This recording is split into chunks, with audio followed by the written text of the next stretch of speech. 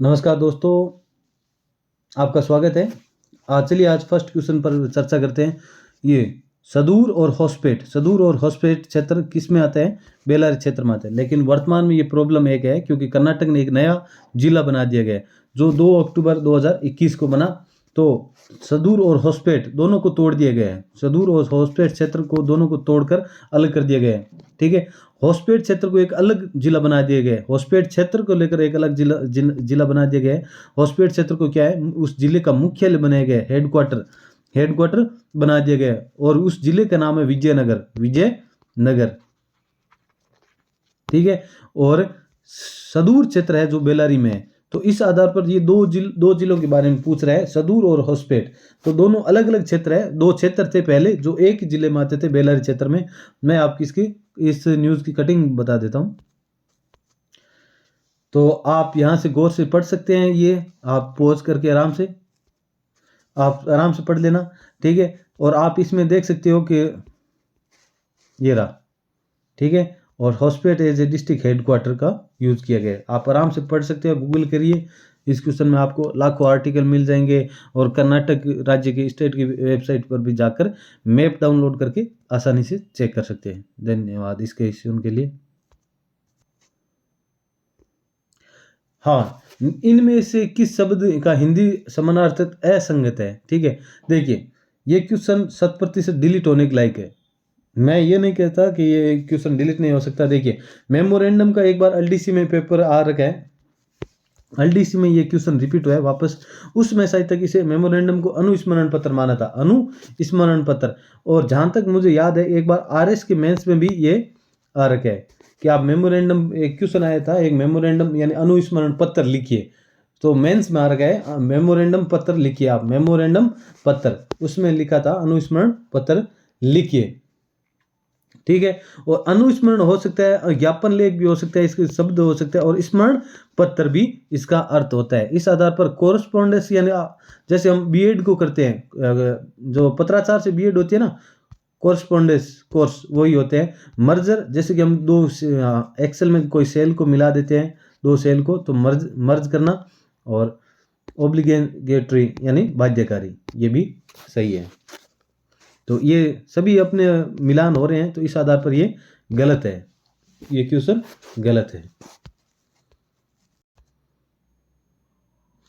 Next question, निम्नलिखित में से राजस्थान का सबसे बड़ा बेसिन या कैचमेंट एरिया या जल ग्रहण क्षेत्र एक ही होता है सब। कैचमेंट एरिया, बेसिन मतलब सहायक नदियों के जो एक मुख्य नदी है उसकी सहायक नदियाँ, जल ग्रहण क्षेत्र, कैचमेंट एरिया, बेसिन, सब कुछ एक ही होता है, शब्द अलग है।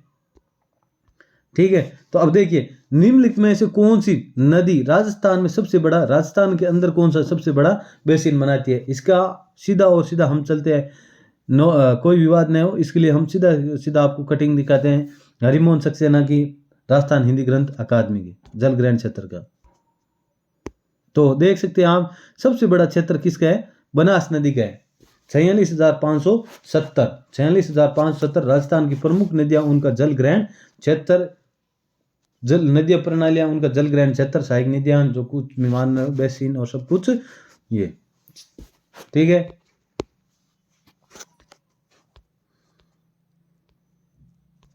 ये वर्ग किलोमीटर में आप चेक कर लेना। ठीक है, और प्रतिशत के आधार पर ये है, और ये किलोमीटर के हिसाब से है। नेक्स्ट क्वेश्चन पर चलते हैं हम। एक SIQ के बारे में क्वेश्चन आया था फर्स्ट पेपर में। तो निम्नलिखित में लोग बोल रहे हैं कि ये क्वेश्चन डिलीट होगा, क्योंकि इसमें मतलब कि क्वेश्चन का आंसर ये सही हो रहा है। तो लोग बोल रहे हैं ये गलत है, क्योंकि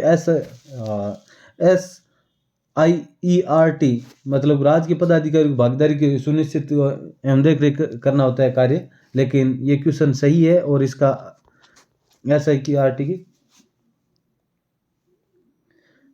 भूमिका एवं जिम्मेदारी नहीं थी। तो ये भूमिका और जिम्मेदारी SIERT की नहीं होती है, क्योंकि देखिए जब SIQ लागू किया जाता है तो डाइट और SIERT दोनों मिलकर लागू करती है, और डाइट के द्वारा पदाधिकारियों की नियुक्ति की जाती है। डाइट के द्वारा पदाधिकारियों की नियुक्ति की जाती है, और डाइट के अंदर ही एक अनुभाग होता है जो SIQ को चलाने की जिम्मेवारी उसकी होती है, न कि SIERT की होती है। SIERT किसी भी जिले में किसी भी पदाधिकारी को इसके संदर्भ में नियुक्त नहीं करती है। हाँ, वो 1 से 5 क्लास के लिए SIQ के मतलब कार्यशाला का आयोजन और उसके जो पाठ्यक्रम है उसको तैयार करती है, लेकिन उस पाठ्यक्रम को लागू करने और सब कुछ करने के लिए SIQ को पूर्ण रूप से संचालन करने के हेतु डाइट कार्य करती है। तो इस आधार पर ये 1 नंबर सही होगा। आप विवाद में ही न रहें, ये क्वेश्चन डिलीट होने किसी कागार पर नहीं है। फिर एक क्वेश्चन था वेबर का, पदार्थ सूचकांक के आधार पर। पदार्थ सूचकांक के आधार पर भाई उद्योग को कहां पर लगाया जाता है, तो उद्योग को हमेशा ध्यान रखिए, पदार्थ सूचकांक के आधार पर हमेशा उद्योग को हम बाजार पर ही फोकस करेंगे, न कि मध्य करते हैं।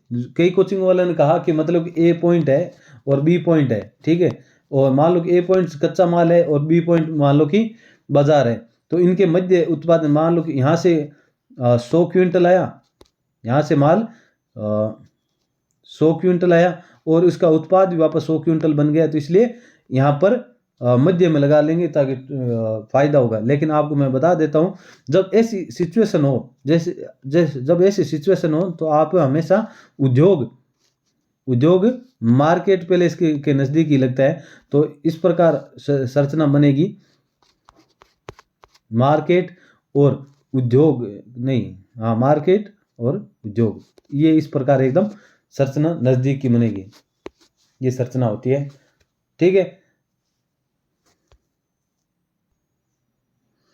और आपके कोई अन्य क्वेश्चन पर विवाद हो, आपके दोस्तों के साथ विवाद हो या कोई और हो, आपको अभी तक कन्फ्यूजन है कि उसमें क्या आंसर होगा, तो आप नीचे कमेंट कर दें और मैं आपको उसका प्रूफ के साथ, मतलब किस किताब में कौन से लिखा गया है उसमें आपको एकदम प्रूफ के साथ RPSC जो किताब मानते हैं उसी के आधार पर मैं उसका उत्तर बताऊंगा, न कि कोई ऐसी पर्सनल कोचिंग की गाइड जिसमें कुछ भी लिख दिया हो, ऐसा नहीं होगा। आपको एकदम प्रूफ के साथ बताया जाएगा उत्तर।